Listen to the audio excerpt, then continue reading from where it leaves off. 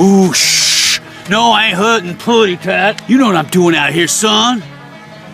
I'm out looking for gold, but you know what? Something's out here looking for me. Oh, I keep hearing noises up in those woods. I've heard stories about stuff in that woods. All right, we're gonna be looking for gold today. Now I'm gonna be hunting gold. Hopefully nothing's hunting me, you know what I'm saying, boy? All right, now get over here, boy, and take a look at this. I got a spot right here. I'm gonna teach you how to find gold in these creeks and rivers. All right, let me get my stuff set up, all right? So you know what I'm gonna say, you better. So come on, let's go. Shh. All right, now, what's the first thing? First things first, son of Jim.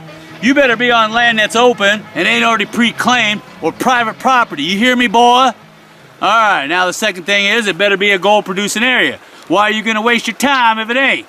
All right, number 3, when you get to creeks like this, you're gonna be looking for the inside bend here. You see that? See it, boy?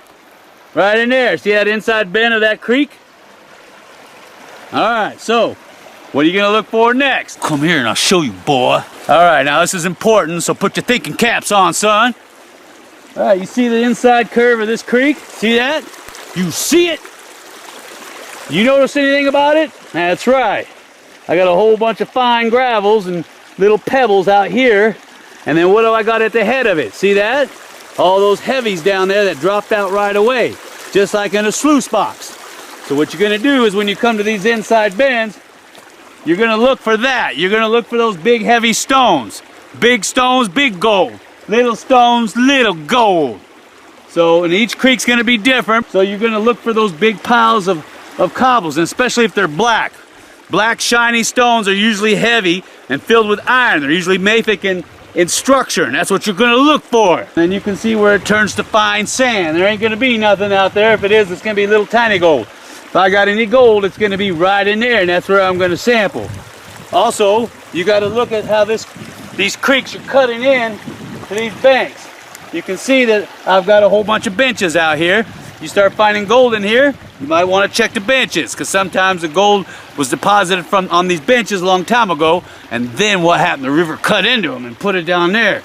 So I always see people in the creeks, and they get excited when they find a little gold on the inside bend. Well, you need to figure out where it came from, son, because that's the real gold. So I'm going to get on down there and take a sample. You know what I'm saying? So you better know, so come on. Let's go! Oh, shh, shh, shh, shh.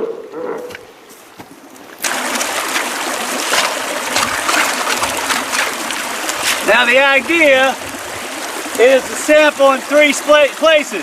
Up here in the head, middle, and tail. And you're going to trench this way. So you trench, put it in their pan. The idea is you're trying to find the pay streak. You find some here, here, and here, draw a straight line. There's your pay streak. It's as simple as that, son. But the first thing you need to do is determine if there's gold in there. And yeah, you're gonna get wet. Now when you're raking rocks, if you don't classify, you need to bring the rocks to the back of the pan, not to the front.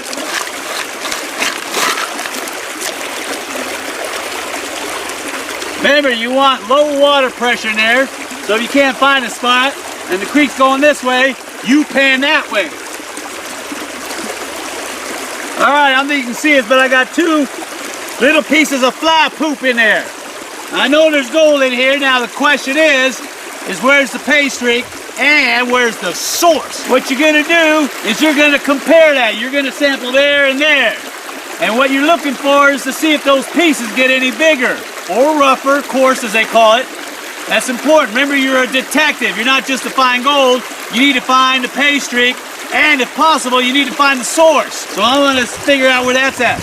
Before I do that, I'm going to show you some other places you should check.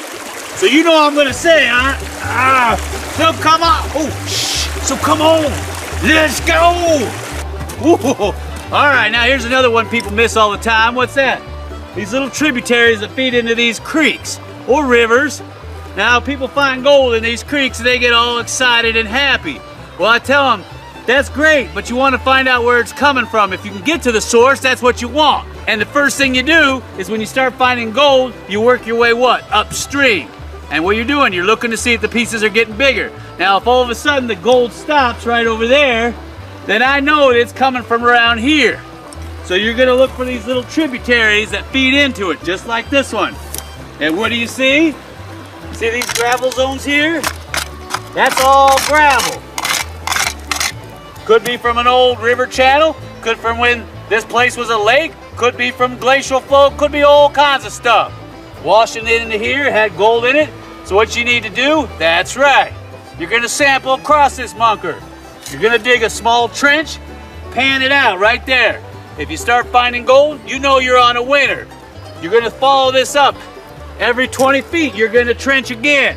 And you're gonna look for gold. If there's gold, compared to the last gold, is it getting bigger? Is it getting coarser? Is it getting rougher? So you're gonna keep following it up and see.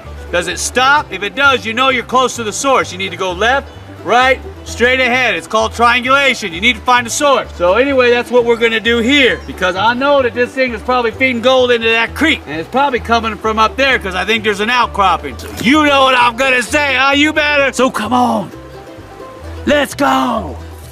Ooh, okay. Now look at this, son of Jim. All right, now the tributary splits into two smaller little feeders. I checked the one on the right, didn't get nothing. Checking the one on the left, and look at this. Ooh, isn't that a perfect spot? All right, what do I got? Well, right in here, you can see where I've got a wide pool. So it comes down, it's caught in between these two rocks, and then all of a sudden it widens out into a bowl. What happens is the pressure drops on that water, which drops the gold out, if any.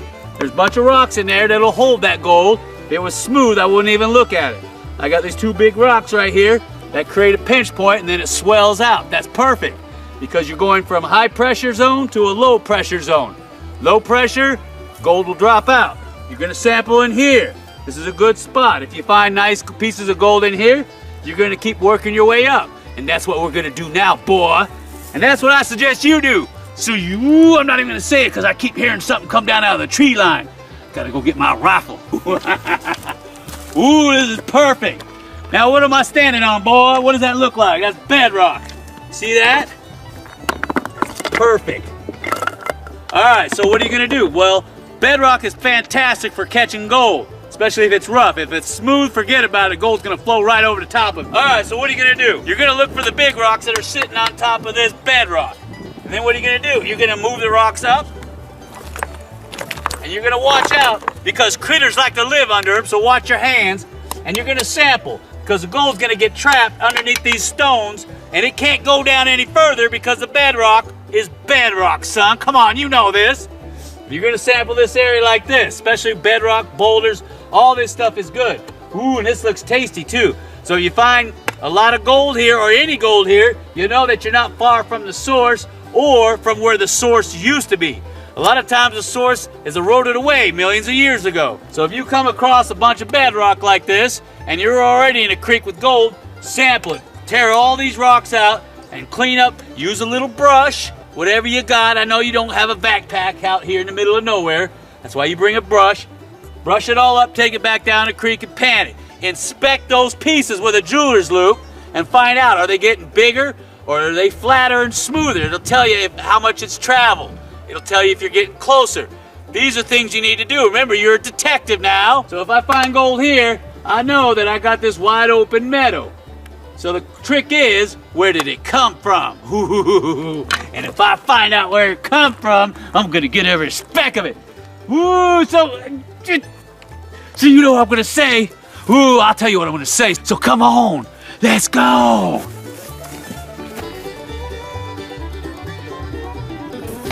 Where are you? Oh, look at this little monker right here.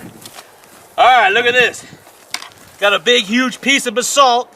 It's an extrusive volcanic rock. It's got a lot of iron and magnesium in it, son, if you know anything about mafic rock. So anyway, this thing is sitting up here high. And I know that there's a reason why it's here, and I'm not gonna go into that. I'm on one of these tiny little feeder creeks. I got a whole bunch of debris caught behind here whenever they have the heavy rain seasons come through here.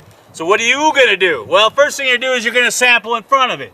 Because the water comes forward, as it hits it, it breaks that pressure zone, it drops it down, creates eddy currents in the front. And as it flows around, the pressure zones are in the back or even less. So first thing you do is you come around the front you're going to sample down far, especially if it's on bedrock. Now, a better thing to do is to get this monker out of here. Now, we're going to put another video out there that shows you how you can get these rocks out of your way effectively and quickly. Because I hate these things. They get in my way. The gold's underneath them. How do I move them? I'm going to show you how to move them, son. And I'm going to show you how to move them real fast. So anyway, you're going to sample in the front. And then you're going to sample around here in the corner in the back. You see that? As the water comes into the front and hits this, bam! All of a sudden the water stops. Ooh, before it decides to go left or right. As it does so, it drops all of its energy. It creates a low pressure zone. The gold drops out, bam, right there. So, and if it's on bedrock, the gold's going to work its way underneath this rock. I know I'm close to the source, just a matter of finding it. And this is where your little VLFs come in too. Because if I've got any outcroppings of quartz in this mesothermal zone, whoo, I tell you what, that VLF will find it. I'm going to get on up in there, son, and I'm going to take a look around because there's a big bowl. And I just know that gold's in there. So you know what I'm going to say? Woo! Ah! So come on, let's go.